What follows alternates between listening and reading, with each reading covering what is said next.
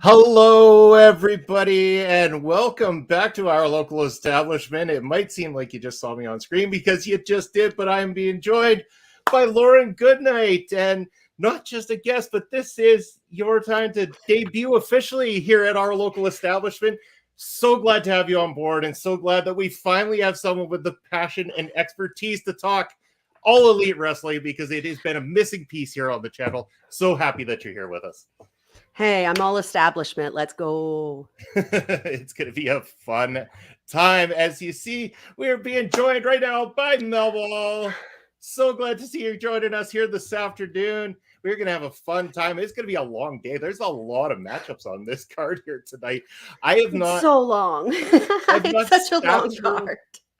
It's been a while since I sat through one of their full cards right the way through, so I'm kind of curious to see how this pans out. It's going to be very interesting because this is double pay-per-view nights for most people, as some people will be tuning into Battleground, some Double or Nothing. Some will be pulling double duties, I'm sure of that. But our focus is going to be insane. Our focus will be Double or Nothing, of course, and that's why I'm glad that you're here, because you're going to really help me get through this and figure this all out, figure out what's going to happen on this particular card. So we're going to go through it match by match and just kind of get your thoughts, build us up into it. Tell us what to expect from these particular matchups. And I think I've got 4, 5, 6, 7. I've got 8, 9 of the matches up here 1, for 2, pictures 3, anyway. 4, 5, 6, 7, 8, 9. There are 10 matches. 10 Sorry, matches. You actually, fucked it up already. No, it's all good. I'm kidding. No, it's all good. I think I don't have the picture for the first one, which will be they call it the call-in. Is it the call-in, or what did they call it'll the be pre-show? Their pre-shows are called buy-ins. Buy-in. Sorry. See, I'm already like. No, that's why I'm here. Journalistic responsibilities. Jeez, that's why Bobby. I'm here. That's why I'm here. That's right. But get us into this matchup, the buy-in matchup that's going to start things off tonight. Okay, so I think the buy-in is the Hardys and Hook versus Guns and Ethan Page. Like, I want to say that's the buy-in. Okay. Yes, it is. Yeah. Ethan Page, they've been trying to push him as a, I don't know, really serious heel for a while. It just doesn't come off. He's so cool. He's so good with the fans. People really like him, but they don't like him like this. They like him on his blog, which is no longer being done because they're trying to make him into a heel. It's just, I don't know, man. I want him to win. I don't give a shit about the guy. I feel really, really bad about that. They have gotten so much better. Like, I remember when they first started with AEW and they were with Billy all the time, and that was great for them. It was, but it was better once Danhausen made them. And they did. Like, we can talk about everything the Guns have done before AEW, but Danhausen made those boys, and everyone in that building knows it. That being said, the Hardys and Hook are like easy win. Oh yeah. I think it's almost a guarantee that it's got to go that direction with the way this has been built up, especially with Jeff's return. So I can only imagine this is going to be used to excite the crowd, get everybody interested, maybe even get a few eyes on the prize and to get them to pay for this pay-per-view so that they can watch it. But before we continue on, I just want to stop for 1 second because we'd love to shout out people who join us in the chat. And that includes Astrid joining us. Yes! She's loving this. Welcome to the show, Astrid. Let's go. And of course, my Brunch Buster brother, Chris Parrish, joining us as well, too. And of course, we announced that you're going to be joining us next Sunday on Busting Out. Looking forward to that. It's going to be a fun show.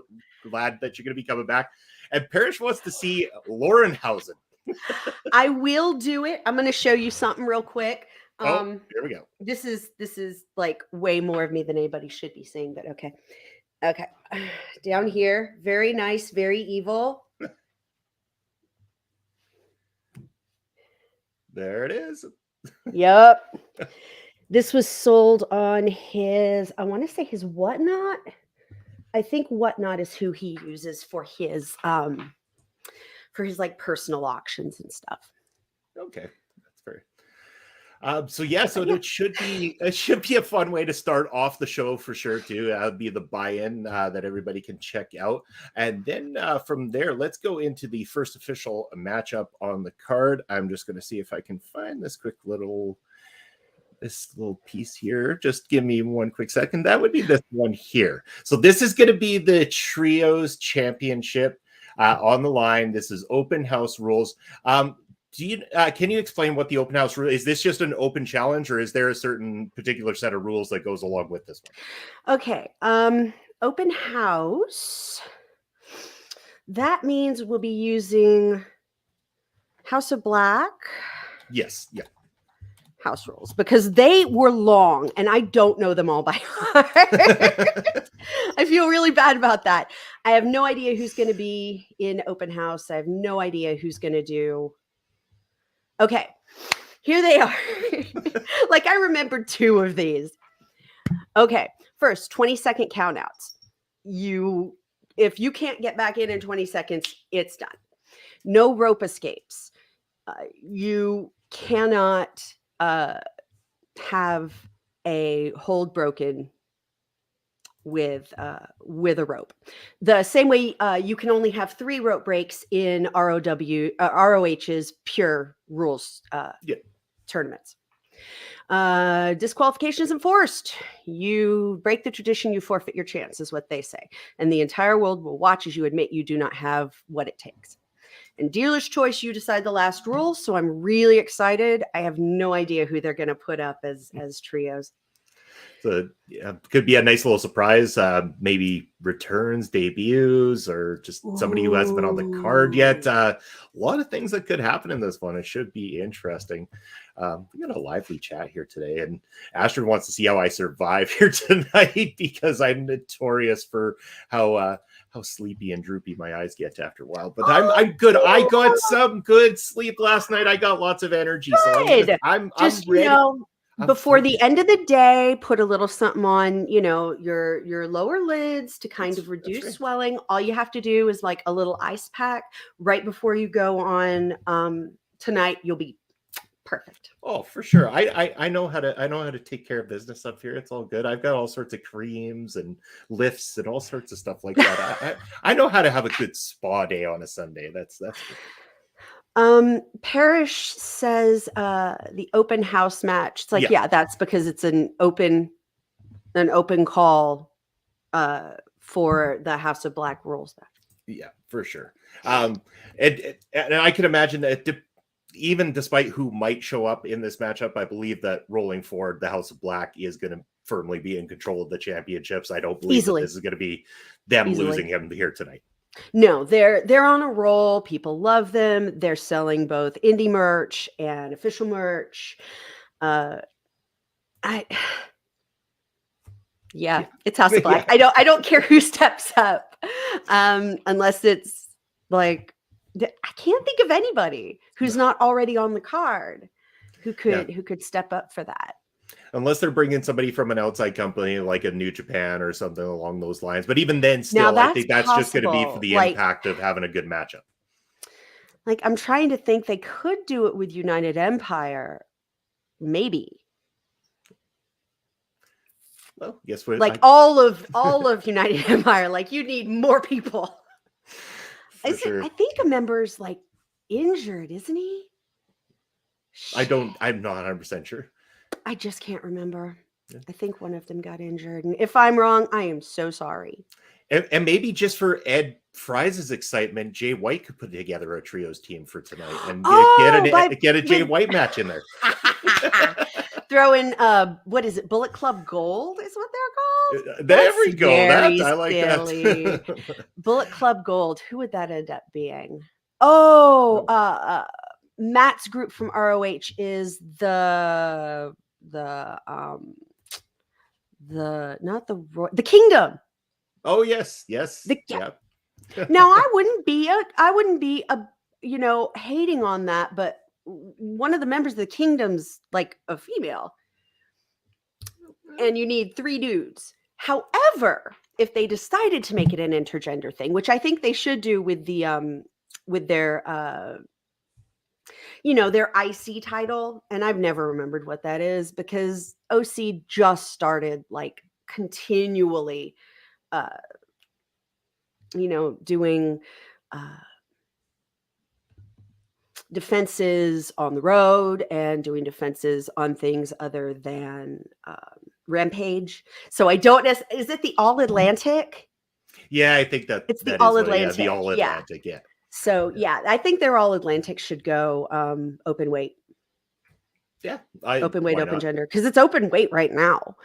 Like, well, I'm looking at the roster there, and I'm pretty sure there's a good portion of that female side of the roster that could kick the living daylights out of some of those guys. Oh yeah, Sheeta would just kneecap Brody King just onto the floor. Like, he would be out. They would be calling an audible on his ass. It would be done, son. Watch out, Brody. We got Amish Andy stopping in, said he wanted to stop by and wish you a great stream. What's up? Hog in the chat. Yeah. We got Ferris saying Julia Hart is there. Yeah, but Julia Hart is a singles wrestler. Like, even in her group, she is a singles wrestler. She doesn't do tag. So it wouldn't work for that. And he's saying Cargill could go after that All Atlantic. Sure. Yes, absolutely. Even I'd fear for my life with Jade. That's for sure. Is Chris saying that that like Hart should go after I think that might be the case. Parrish, the All Atlantic? Oh, that would just be gold dripping. I would be about it. They would look fantastic. She just took this character and went. The visuals for this group are on point. It's why they still look like creepy and scary, even though, I'm old and, the Undertaker is just a dude. But these guys, I know more about some of these guys' lives, and they're still scary as shit when they become House of Black to me. Especially Brody, and when you go listen to his music, you're kind of like, wow, there's something in that guy's brain I don't want to be messing with.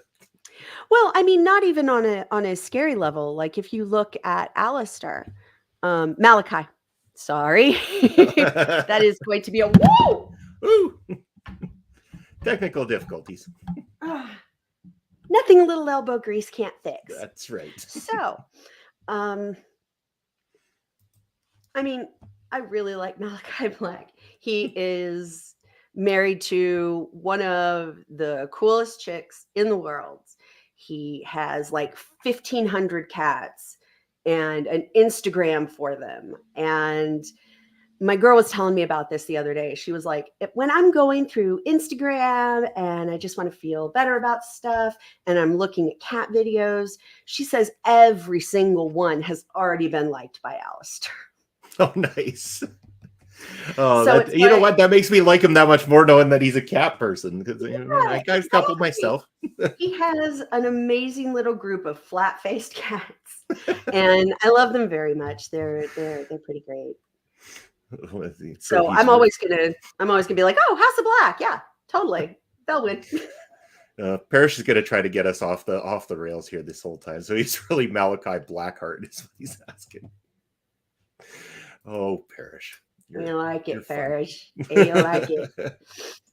But let's move on to the next matchup on this card. And this one should prove quite interesting.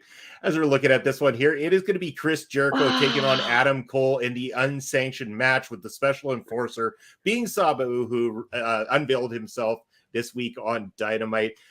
First, what were your thoughts on Sabu being presented there to the audience? It seemed to really make a lot of headlines. He really created a lot of buzz there for the company coming out there on Wednesday night. Yeah, but it ain't the kind of buzz you want coming into a pay-per-view. I think the thing with Sabu is that this is a layered issue. And I'm going to straight up, handle this as the layered issue it is. A lot of people were super duper excited to see Sabu come back, because in their mind, the history of the character means more than the person playing it. And, this man is a noted homophobe, a noted transphobe. I don't think I can use some of the words that he has used to describe his coworkers and some of the people who work at AEW now that are now his coworkers. They are just egregious and offensive. And, if Hogan and the Briscoes can be kept off TV, why isn't Sabu? That is a very fair assessment, as Parrish summing it up, saying Sabu stands for saying anything beyond understanding. And I mean, it's uncalled for the way that people feel, especially in this day and age. Even if you don't always feel the same, you don't always have to share said feelings and stuff like that. You're there to be a professional and to work. And there's people there that you have to work with, whether you agree with their life choices or not. I personally think that you need to just suck it up, or else don't show up to the office, because you're outdated in that sense, and you don't deserve to be there. And I agree with you 100% that the way he has been doesn't necessarily warrant such a big response for him. And it does seem to slip the minds of professional wrestling fans sometimes what some of these people are like, and who they immediately, when said things happen, are the ones out there on social media being like, boo, this person. And the second they show up on TV, they're like, yeah, I forgot all about it. And it's a real shame that it goes that way. Yes. If someone hasn't gone out and read the tweets, I don't think you should put that kind of shit in your face. So you can trust us, or you can go ahead and say, the tamest thing he said was that Renee Young, Paquette now, was not also having gay sex with everybody backstage, because now she was married, but she's still a cocksucker. Wow. I was like, excuse me? What the fuck is this motherfucker talking about? So I don't think he thought he was going to get, I don't think thought he was ever going to get hired again.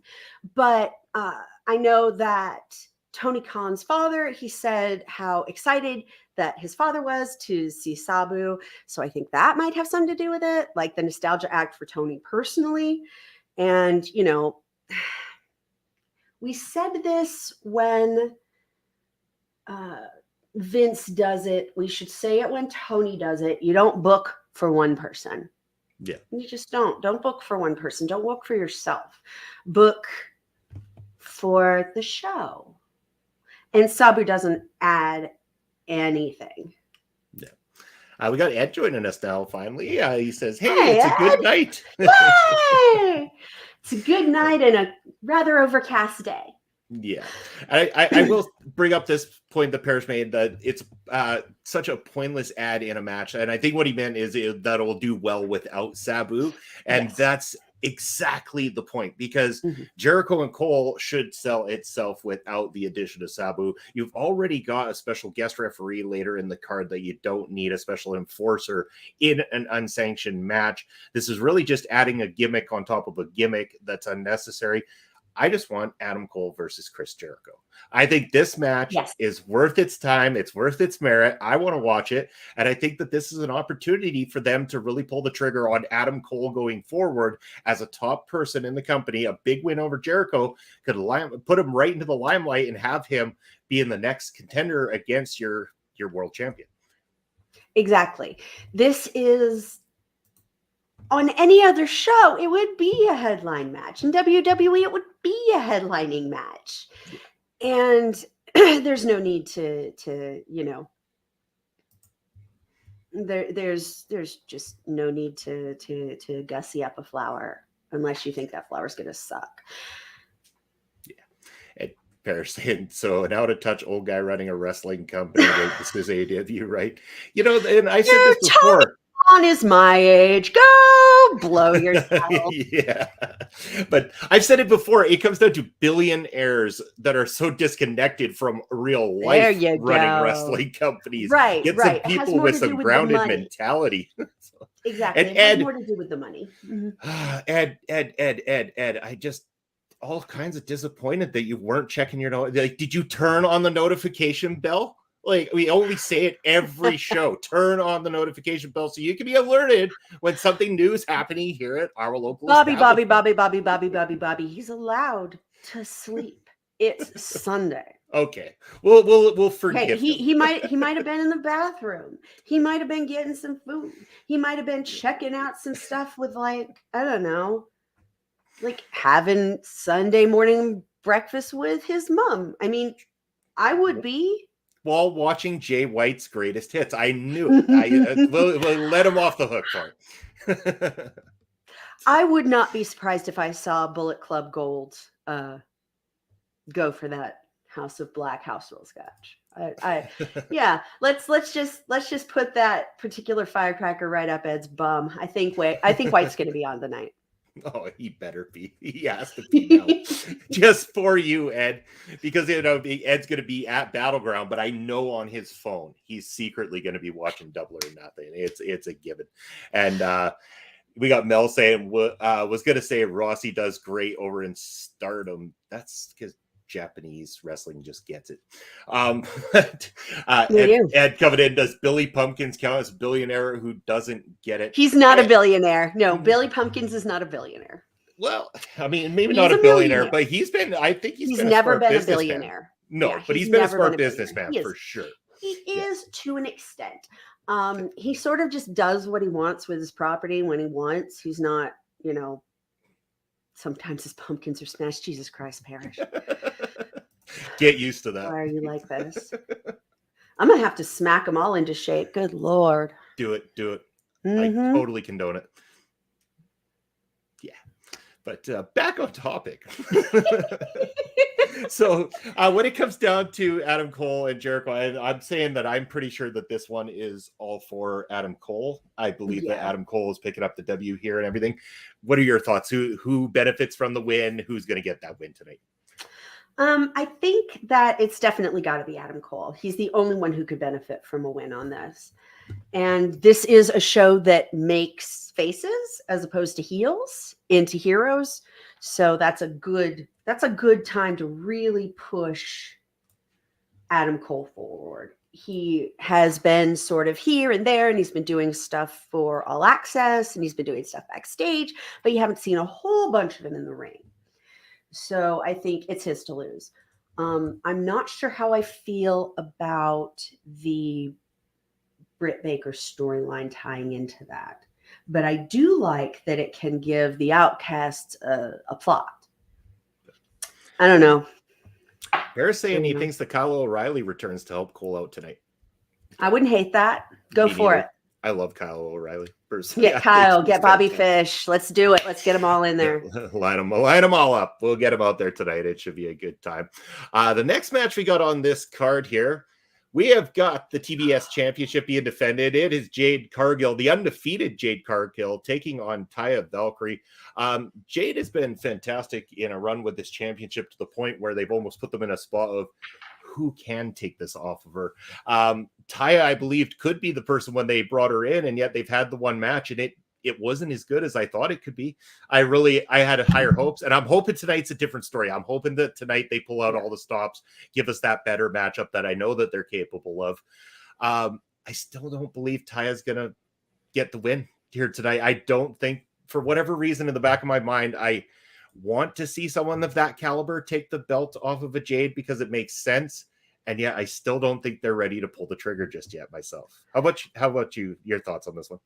I feel like they booked themselves into a corner with Jade because it feels like Statlander was the person who was meant to get it. And Statlander got hurt and then got hurt again. Now, Thunder Rosa could do it. Yeah. She's coming back. She'll be on Collision, I believe. She'll be cast on Collision now. But here's the problem with that. And it's a problem.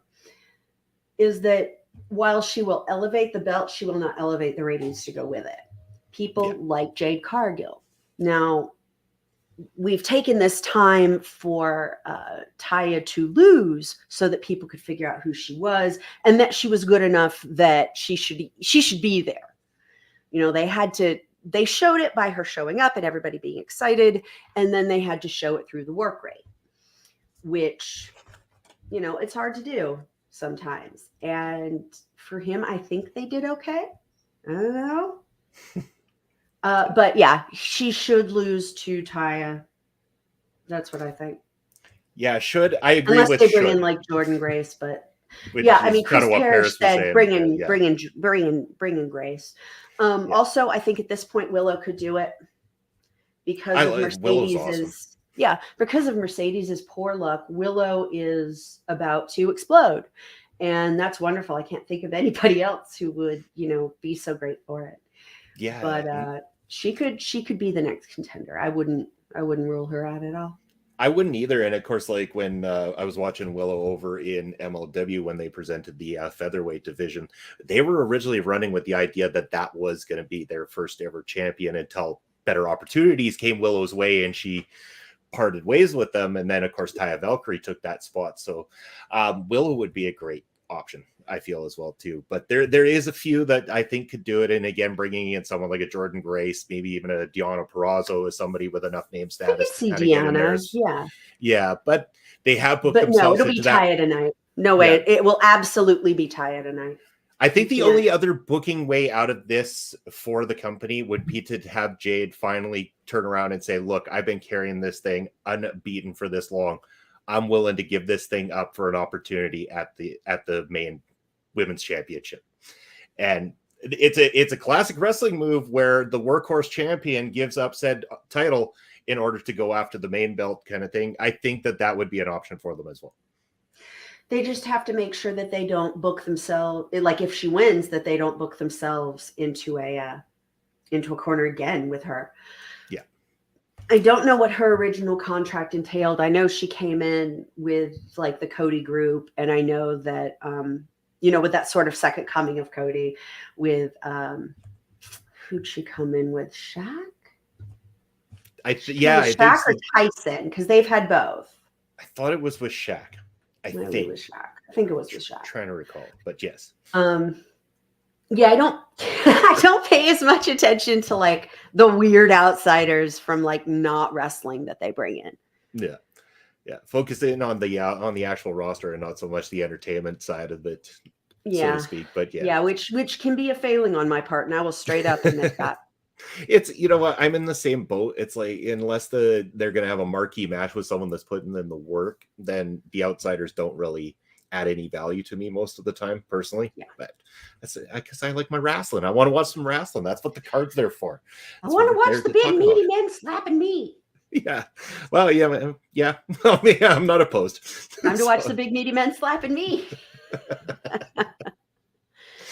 All right. So the next matchup on this card, let me just find the picture here for this one. I think I got it. It's got me in here somewhere. Here it is. So There we've we got go. the Anarchy in the Arena matchup. It is the Elite taking on the Blackpool Combat Club. I'm going to let you take the reins because I'll personally say I'm not a fan of Anarchy football fields, those type of overproduced type wrestling aspects in the company. I do really like the people in the Blackpool Combat Club a lot. That they're usually my type of wrestler, especially more so on like I love Castillo. I really like him. I saw him live. He's really good. Awesome, yeah. Like he's really good live. And Danielson, I'm a massive Danielson mark for sure. Hangman Adam Page, I know has a lot of talent. I'm mixed on Kenny. Kenny for me is like depending who he's there with. I think Kenny can be brilliant when in there with the right people. I'm not a Young Bucks guy myself. That's personal. I just don't. I don't care for their style. It's a little too much for me. But I want to know what you think. Are you excited for this encounter? I know it's going to be highlighted. It's going to be a main thing on this card for sure. Mm-hmm. Anarchy in the Arena is something that has the capacity to go really, really, really, really wrong. And and you psycho, I love you. Does Moxley kiss a dude? And if so, why is it obviously Adam Page, says Ed. And then Parrish's response to that is good too. Adam Page is a stud muffin. It's just some kid cowboy shit right there. I mean,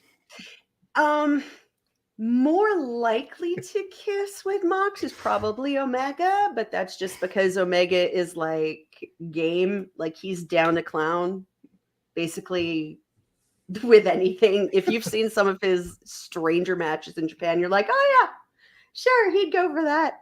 But with Moxley, we're talking about a man who due to the camera angle, you couldn't really see it, but the man kissed CM Punk, put his hands behind his back, and kissed to death that man before getting his ass handed to him. It was great. But no, if he's going to kiss some dude, I'd be fantastic. More of Mox kissing dudes. But I think what we're going to see is it's either going to be extremely entertaining or it's going to be a train wreck. Now, the two prior ones have been entertaining, and they're only a train wreck if that's, not your kind of match. Like you love certain types of matches. You love certain types of wrestling. That's the point. We love a certain thing here or there. We don't have to love everything. And that's why there's tons of this stuff out there, is because there's stuff for all of us. And this, I have a weird feeling, is definitely going to be for me because I love me some wacky wrestling. Yeah. But I love the Bucks, and I've loved the Elite since forever and ever ago because of BTE. And that was them. That was the core group. And, with Cody and with Cole and with Marty. But Marty, of course, is a pedo. And Cole was, in AEW, in WWE for a while, and he's back, but he's doing Jericho things. And Cody is back with WWE doing Triple H things. I don't know, man. I love everybody in the Blackpool Combat Club so much, and I love them as heels. This is going to be hard because they're bastards to fight against once you get like multiple weapons you can have, including tractor trailers. I don't know. I really do think Blackpool's going over. You think Blackpool's going to go over? I wonder if this isn't like the Elite's time. But I mean, haven't they sort of, like most of the members of the group, haven't they been like really, really public about, oh, we want to, the belts are not what we're here for anymore. We are here to elevate younger talent or elevate other talent. And by doing this, they will very, very, very much elevate Yuta.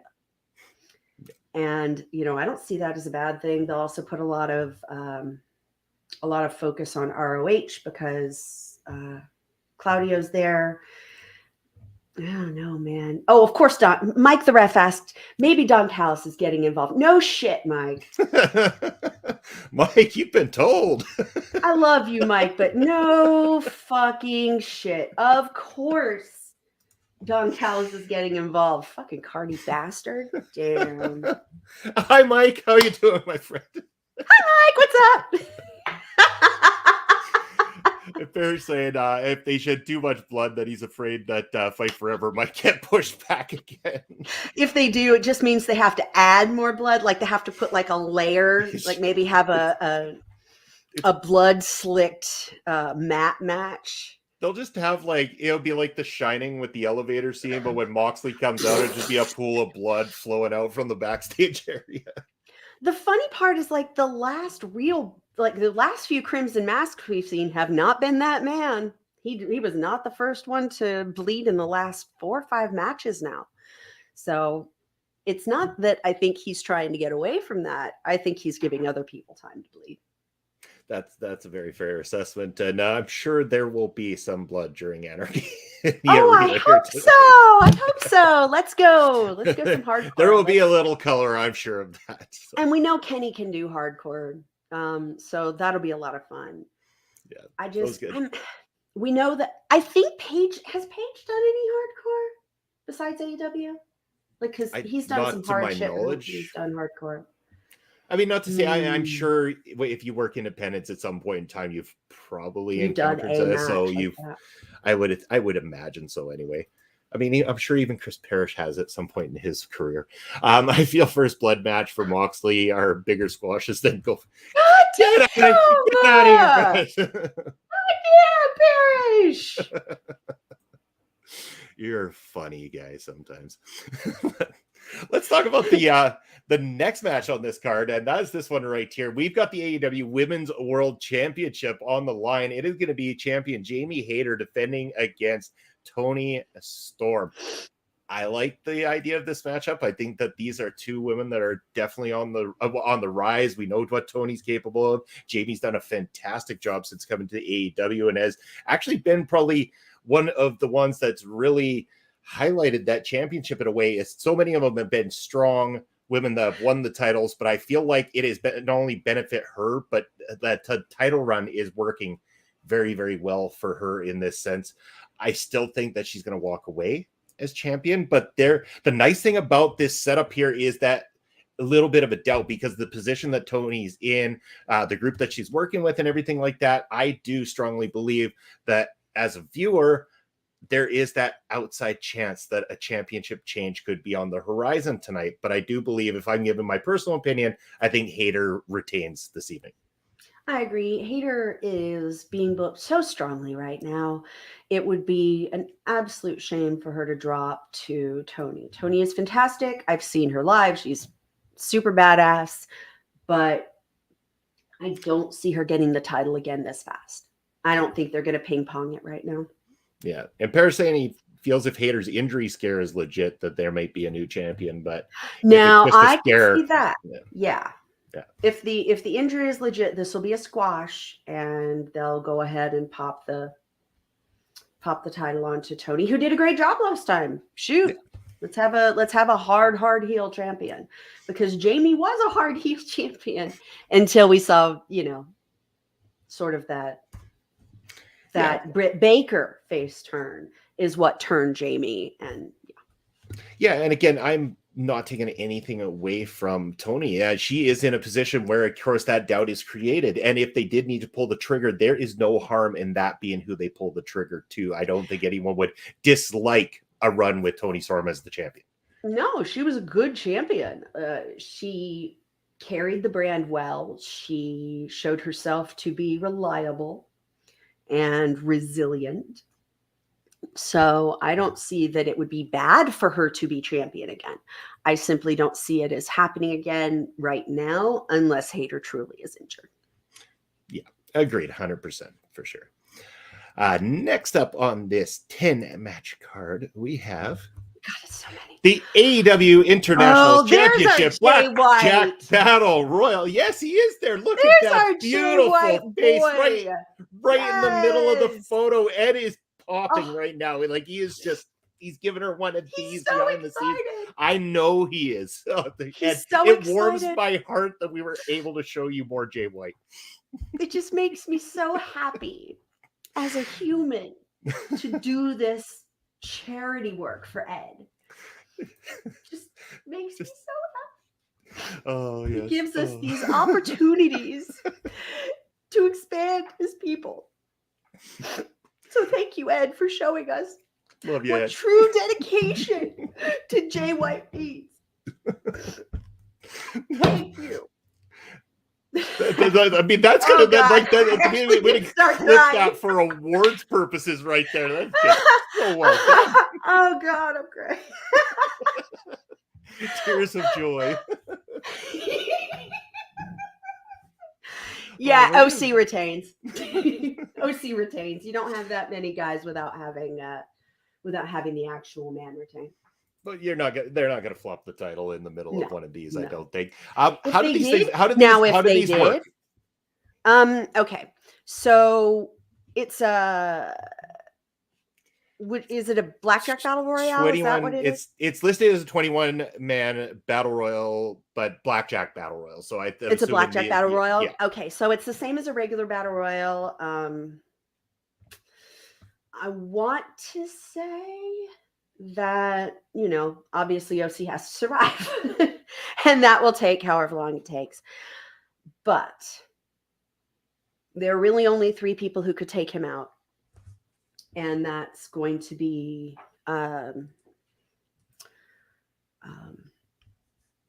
Jay White. And that will push forward the Ricky Starks storyline. Ricky Starks, which will put forward the Bullet Club Gold storyline, or Keith Lee, because that would fuck over Swerve. And I love seeing a villain lose his mind. And Swerve is so good at villaining. Mm-hmm. But a good guy is going to win this one, just because that's what happens at Allin. You generally have, Double or Nothing. Pardon me. Allin is a heel show, and Double or Nothing to me seems like a face show. So I see. Parrish, you little shit. Chris Parrish says, I think CM Punk wins. If Punk comes back tonight, I will. Yeah. I gotta think about that, because I've got some opinions about Punk. But that's me as an outsider, as someone who's, sort of in touch with the journalist aspect of this. There's only so much I'm going to know, because I'm not, these personal people. That's right. But, Parrish, you and your cult of personality are really shining through on that comment right there. So glad you're here to join us in the Look chat in today. his eyes, what do you see? It's a cool song. Don't get me wrong. Oh, it's a great song. Yeah. Oh, love it. Yeah. But yeah, I think, again, I have to agree with you. Cassidy is going to retain in this one. I think this is, it's obvious. I think a lot of the championship side of this card, to me there's easy logic behind the championship defenses here tonight. And speaking of those defenses, our next matchup is for the TNT championship inside of a ladder match. We got the champion Wardlow taking on Christian Cage. And while Christian Cage might have the advantage in terms of experience inside the ladder matchups, I still don't see it being time to take it away from Wardlow. No, and I don't see it doing anything for Christian to win this belt off Wardlow. Won't. I think this will be a solid matchup. I'm looking forward to it because I love Christian. I always loved Christian. I'm looking forward to this matchup. I think it'll be fun. I think it'll be good. I think it'll be good for Wardlow to get a massive win over a named star in terms of Christian Cage as well, too. Yeah. And that will be good for the title to be put in this kind of spotlight on this card. So I'm looking forward to this. Your thoughts? Get us into this one. I've met both Luchasaurus and Wardlow, and they're both fucking amazing. Luchasaurus I've met for longer, and just a great guy, just a pretty cool Pretty cool, dude. I would like to see what Chris Paris says, which is Luchasaurus turns on Christian and Wardlow wins, which would be very interesting if Luchasaurus had his face turn on the same night that Jack Perry maybe gets his belt. Interesting. So, like Jurassic Express, being a concept is still there. And I don't know if they're ever going to revisit it or not. But absolutely, again, Wardlow's to lose. I don't see him losing. I honestly don't. He is huge with the ladies. And it doesn't come across. No, it doesn't come across on television. Although it should. It does not come across at all on television how absolutely insane people are for Wardlow. Women will show up with signs. They show up with T-shirts. They show up with plans. These are like women my age, women who are a good 10 years older than this man and way up. Just, and I mean, he's a cutie. He's a cutie. Don't get me wrong. He's a tall mountain to climb, but whoa. Whoa! Just roll your inner flow right back in. We get that you want hugs from War Daddy. You want to see the war. You want to see the war titties. We get that. he's well equipped when it comes to the muscular area and stuff like that too. Exactly. I mean, he's got that nice. When he takes the things out, when he's titties out, it's real. He's going hard. He's got that good-looking jawline. He's a handsome man. I mean, we can say that. I took some pretty good photos of him at the last event, and they were really nice. So looking forward to seeing those too. By the way, I am too. Oh my god, I like seeing Christian go. I think he's fun. I think he's super athletic still, especially for his age. Yeah. And he does stuff I could never see myself doing, and he's 10 years older than me. I wouldn't hate to see him with the belt. I just don't think he's going to get it. No. I'd love to see him have another belted reign somewhere, but I don't think that's going to be where. No, I think this is a perfectly placed match to escalate Wardlow and his title reign, and I think that's what it needs to be. And I would be very happy if that's what it ends up being personally. So, and moving on from there, we got belts on this card because the next one is another title matchup. I think you talk about night of champions yesterday. I think really we're looking at a night of champions right here by the looks of it. This one is for the AEW World Tag Team Championship, and as we mentioned earlier, special guest referee being involved in this one, Mark Briscoe. We got FTR defending against Jay Lethal and Jeff Jarrett, and I want to get your thoughts first on this matchup, the way it's been built. What your thoughts are? Who's coming out of this one with those belts? This has been one of those weird storylines. It's stuff that has spilled over from ROH, and it feels like it's feeding into that subscription to ROH. Almost entire. That's what that feels like. It feels like they're building something you might want to pay $5 a month for. Yeah. Not that you do want to pay $5 a month for, but that you would consider paying $5 a month for. I think FTR is going to go over. Jay Lethal and Jeff Jarrett, they work well together. But man, even though this is, I don't know. No, there's no way. There's no way he's going over. There's no way he's going over FTR. FTR is gonna walk away, and that may only just be because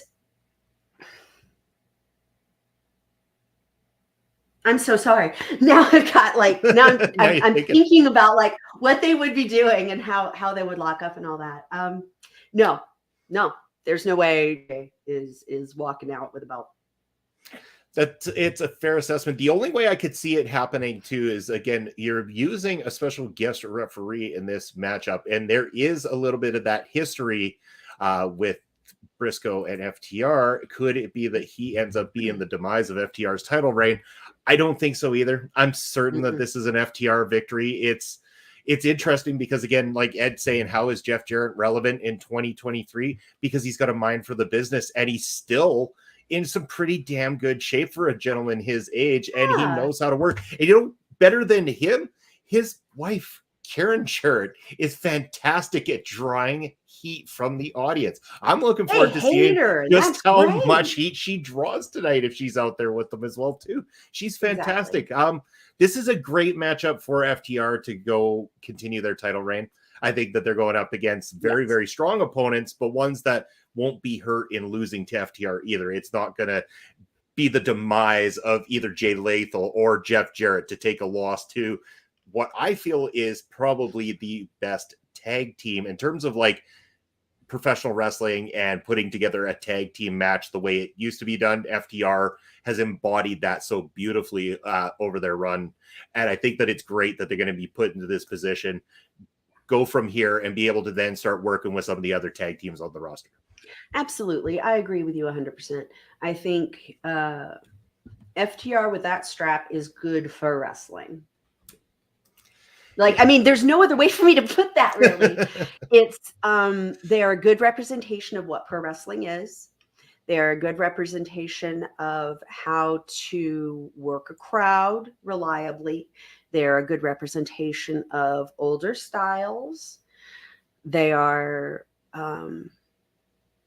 they're not a bunch of Nazis. They're not a bunch of jerks.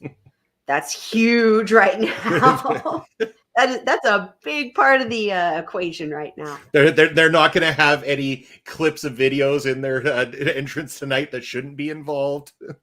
Exactly. There's not going to be random Auschwitz. That's right. Not at all. However, whoever was researching Sabu missed that one. Who knows? There could be a Auschwitz. That's right. We might have controversies after all by the time this is all said and done. God, I hope not.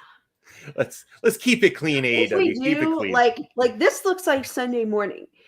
By the time we get to Sunday night, this is gonna look real different. Especially if I have to start looking up. Especially if I have to start looking up Holocaust stuff again. Oh no! Let's hope not. I love fact checking. I love knowing stuff. I love helping teach. But man, Nazis get me down. Yeah. Nazis get everybody down. Let's see a little less of that. A little less depresso, a little more espresso here. That's why if you want to get your fill of watching them get their just desserts, go watch the movie Sisu, which is just one man destroying Nazis for an hour and a half. It's fantastic. I could watch that. I could watch some of that right about now. Yeah, it's a great movie. Not a lot of dialogue, just one guy messing up Nazis. Yeah, it's great. So, I'm a huge fan of that. Yeah. Oh, it was great. It was like watching John Wick take on Nazis. That's what it was like. It was fun. Dude, a John Wick like neo-Nazi film, like just taking out neo-Nazis. Oh, I would die. Yeah. Turns out neo-Nazis like killed his second dog or something. Go off. Hey, this movie involves a guy that has a dog and a horse, and they kind of start messing with his dog and his horse. So it really legitimately is John Wick versus the Nazis. I'm not kidding you. It's a fantastic film. Link me to it. I want to get my hooks in that and have something nice to see while I'm waiting for the show tonight. For sure.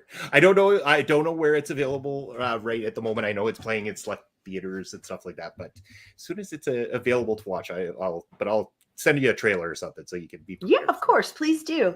And I'll if it's playing in a movie theater, I'll just pop over to a theater. I have nothing I'm doing with my life. It's fun to go to the movies sometimes. So. But going from there, we have one match. Believe it or not, we've got through 9 of these things. We got one more, and it's the main event of the evening. It is the 4 pillars matchup for the AEW World Heavyweight Championship. It is Jack Perry, MJF, Darby Allin, and Sammy Guevara. I want to know what your thoughts are. Who is walking away as the champion? Who do you like in this thing? And also, I want to beg the question, are they all, in your opinion, still 4 pillars to the company, or have any fallen from grace? I'm one of those people who thinks that Britt Baker should be there instead of Sammy. but that's my personal opinion. Just due to the impact that they've had on the company, at least the forward-facing portion of the company. The Sammy is fantastic. People adore him. He does a bunch of, side shows. He was a great TNT champion. He's not ready for this. If Britt Baker were like running for this particular thing, if this were an open gender challenge, she would have a chance and she should be there. Oh, for sure. So not for Sammy tonight. He's going to fall face first on something. Darby's going to fall ass first on something. MJF is going to cheat, and Jungle Boy might walk away. I think it'll be either Jungle Boy or MJF. Very fair assessment. I know that Parrish posed this question to me on Busting Out, and we talked about this one a little bit in depth. And I find that with Sammy, it's hot and cold. It's like sometimes he's on fire and he's great. Other times he kind of has this bit of a fall from grace. So I agree with you 100% that he's not quite ready to be there. And I 100% believe that Britt Baker's way more better as a pillar for AEW anyway, too, because I think she's been brilliant. Baker and Sheeta. Yeah. Yeah. Like, think about what Sheeta has done. I mean, she has had to put up with some shit, too. Oh, yeah. For sure. Yeah, and I think that this was what they looked at as the pillars to begin with, but I don't agree that it's necessarily the pillars that are still holding the company up. No. I know you're high on Jack Perry. I'm mixed. I'm not high on Jack Perry. Okay. I just kind of, he's not a dick. No, he just, neither he nor Darby are the talkers they should be at this point. And what Darby says makes everybody shut up and listen, but that's not going to last forever. No. He doesn't have that fire like he's going to whip an ass. And I think that's what's missing from Jack Perry right now as well, too. I think that a change to Jack Perry's character might be what he needs. And he needs somebody to work with him to focus his style into something that's going to click to that next upper echelon of the company. I think he's on the cusp of it. I think he's got all the talent in the world, but I think he's just missing that one extra gear that puts him into that same level. And I hate to always say this, I am a huge MJF fan, and I think he's on a different level than probably almost 100% of the entire world of professional wrestling right now. It's a callback in sense, but it works in a modern era. That's what works about MJF. He has a look, first of all, that's just slappable. Every time you see him, we're like, I want to slap Even that when face. He's telling the truth, you're like, all right, I'm gonna slap him tomorrow. And I'll give props to Ed, who on Taking Over mentioned that sometimes that makes the best heel is the one that tells the truth, because you hate them because they are telling the truth and stuff like that. They are going out there and giving you just that, and that's what makes it interesting. He's that slappable, smirky, despicable heel that you want to see get beat, and that's where the intrigue of this matchup comes in, because he's in a peculiar position where it's even harder to cheat when you have three opponents in there. How does MJF get out of it? And that's why I want to go to this comment here. Ed saying he wants to see Richard Holiday tonight help MJF retain. You know what's interesting about this is even Alexander Hammerstone recently posted a picture of himself, Richard Holiday, and MJF from the time in the Dynasty in MLW with no context to it. And anybody who knows MLW like I do knows that Hammerstone has that big title defense against Alex Kane in July that we're all pretty certain is going to be Hammerstone's last hurrah with the company. Could Tony Khan be looking at, and maybe he's listening to MJF on the idea of possibly bringing in MJF's old Dynasty partners in Richard Holiday and Alexander Hammerstone to recreate the Dynasty in AEW, which I think would be phenomenal, because whoever signs Holiday or Hammerstone is going to escalate their roster tenfold. These two are massive talents that are just waiting for the opportunity to be on a bigger stage. Yeah. I think you're absolutely correct. It's not that I'd like to see MJF win. He's doing extremely well. Oh, yeah. He is a very solid wrestler, but his attraction comes through his personality. Yeah. It's like he's not the most phenomenal wrestler in that 4-man run. He's just not. But he is the most phenomenal character. And that has been rewarded in this company very highly, not just for him, but for other people who have worked very hard making characters as opposed to just showing up and wrestling. And I don't know, is that enough to keep the belt on him? Are they going to wait for Punk to come back? Are they going to wait for... I think they've got a long list of people they want to line up with MJF. And I know, that's the reason I know think Ed is waiting. I know Ed is just right there waiting for Jay White. Oh, for sure. 100%. He is waiting for so much shirtless sexiness in that ring that he just can't help it. Ed loves the dark hair and the beards. I mean, it's Oof. just one of those things. The villain beard. I honestly think that MJF walks over. Yeah, I'm not even posting that, Ed. Stay away with that one. What did you say with it? It's another 4-letter word that you actually meant to write there. I'm pretty sure that was supposed to say "love Jay White," not what you actually typed in. Well, trust me. If that's one thing about Ed is he will say, if you don't like Jay White, go love yourself. He will. I've heard him say it. Always off screen because he doesn't want to admit to it. But I know. In all honesty, it's so I think hard to come to terms with your authentic self. Mm-hmm. Yeah. We'll get you there, Ed. We'll get you there. It's okay. Accept the switchblade. Breathe with the switchblade. That's right.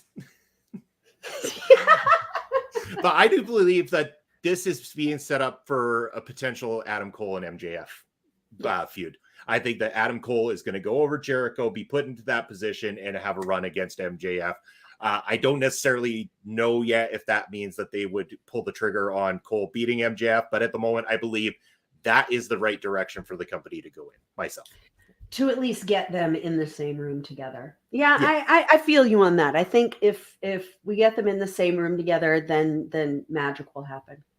And especially, again, if you start putting, Adam Cole's boys behind them, and you have this potential, like everyone keeps saying, of Richard Holiday, maybe Hammerstone coming in, there's some cool stuff you can do with those two groupings as well, too, when you start to think about the possibility of Kyle O'Reilly and I'm blanking on guy's name. Sorry, I'm so bad at this.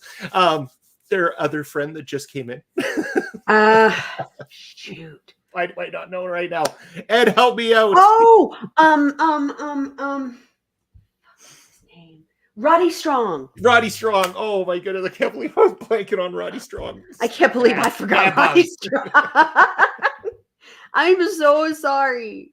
I'm so sorry. I feel really bad because if one day I end up meeting, Mr. Strong, I'll feel really bad about this. Honestly, if he ever sees this and understands, I'll carry your bags to the next show. I'm sorry, dude. I don't carry your bags. You're a fantastic wrestler.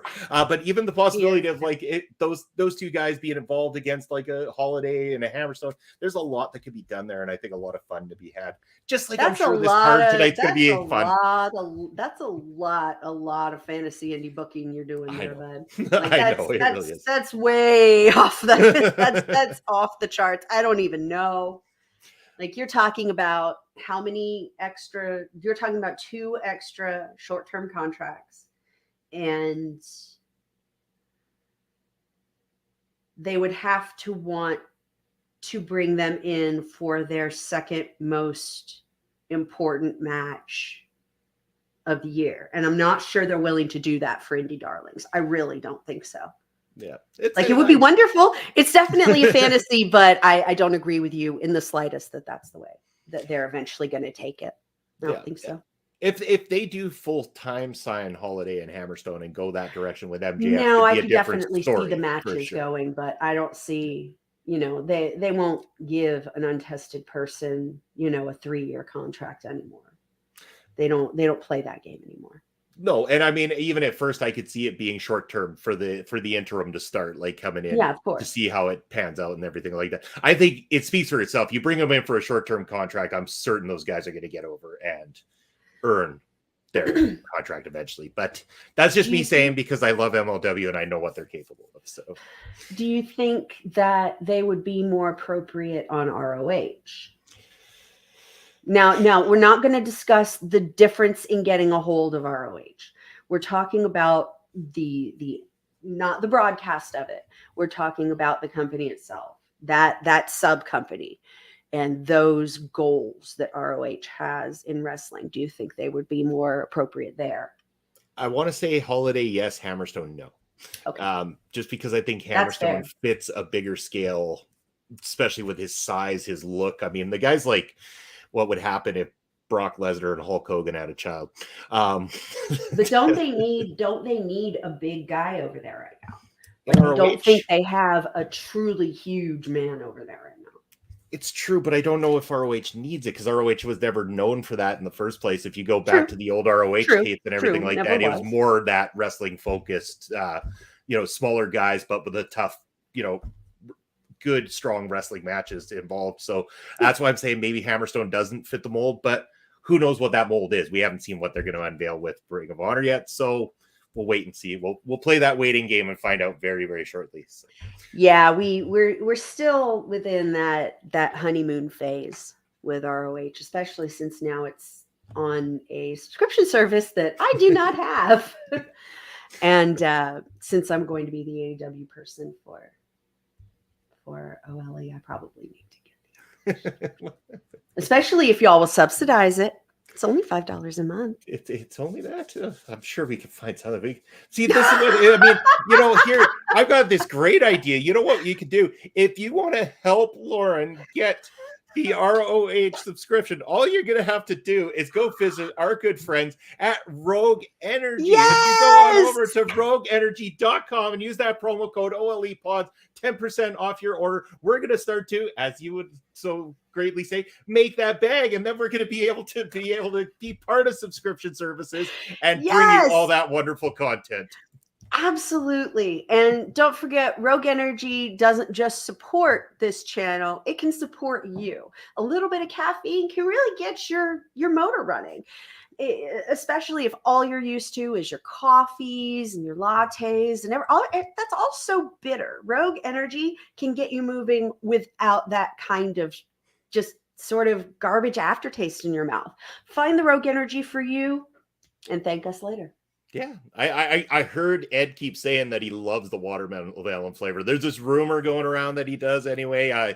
We have our suspicions that maybe he does, maybe he doesn't, but he says it very, very well. He's put himself out there as the watermelon dude.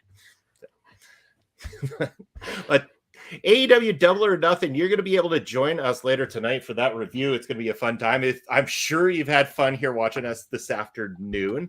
But before we get to that, Lauren, why don't you go ahead and let people know where they can reach out to you? I've got a ticker down below there for you. So let people know where they can find you, reach out to you, talk all things AEW wrestling. It would be a pleasure for them to come and see me on my Twitter at Lulu Goodnight. Lulu's been my nickname for many, many years. And so I was just like, screw it, that'll be my Twitter. I would change it to Lauren Goodnight, but another Lauren Goodnight got it first. And that really just grinds my gears. It is what it is. So you can find me at Lulu Goodnight. If you want to go on Instagram, it's I am Lauren Goodnight. If you want to hit me up on YouTube, which is where I'm going to be simulcasting my own stuff, it will be on, I want to say, again, just Lauren Goodnight, and the same on Twitch as Lauren Goodnight. Perfect. Sounds good. Looking forward to seeing all that unfold and to be able to join you again later. Of course, you check out that ticker down below is where you're going to be able to find me. And of course, you're going to be able to join us later tonight, as I'm sure we will do everything to keep the smiles going, keep the laughter happening, and have some fun talking about some AEW wrestling. As always, you can check out that ticker below for everywhere that you can reach out to us on our local establishment, whether it be by email, by YouTube, by Twitch, and all that wonderful stuff in between. The social medias where you can find us, shows that are exclusive there as well too. We like follows, we like subscribes, we like all that fun stuff. Thumbs up help because it helps boost the channel, helps get the name out there, and helps our content creators get their awesome content out to the rest of the world. It is a great time. I'm very glad we got this opportunity to do this afternoon. It has been an absolute honor to share the screen with you, talking some AEW, and even to have Ed in the chat. It was kind of fun having him here. Fantastic first show. More Lauren. Ladies takeover tonight with Lauren, of course. Yeah, headed up our AEW show with me tonight, and then of course Ella and Astrid are going to be doing the Battleground one. So yes, it is the ladies takeover weekend here at OLE, and we couldn't be happier for it. Lauren, thank you so much for agreeing to do this and being part of our local establishment. We're so honored to have you on board. It's been a true honor to be sharing the screen with you here today. Thank you, Bobby. It is my honor to come back to wrestling journalism and to do it with a company that has integrity and complete PMA. I love it. I absolutely am about that. And I'll do what I can to make this a positive experience with working with AEW. And hopefully I can also contribute to everybody who's watching and having a great time, continuing to watch and have a great time. For sure. Looking forward to be joining you again tonight as we go through the review of the show. But in the meantime and in between time, thank you for tuning in, everybody. And we will see you a little bit later this evening. Take care. Love ya.